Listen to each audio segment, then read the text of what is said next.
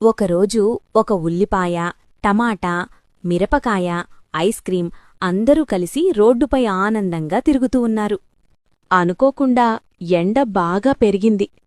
ఆ ఎండకి ice cream కరిగిపోవడం మొదలైంది. అది చూసి ఉల్లిపాయ, టమాటా, మిరపకాయ చాలా బాధపడ్డారు.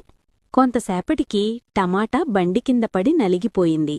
ఉల్లిపాయ, మిరపకాయ బాధతో వెళుతూ ఉండగా దారిలో మిరపకాయని వంటవాడు మరుగుతున్న నూనెలో వేశాడు. చివరికి ఉల్లిపాయ ఒక్కటే మిగిలింది.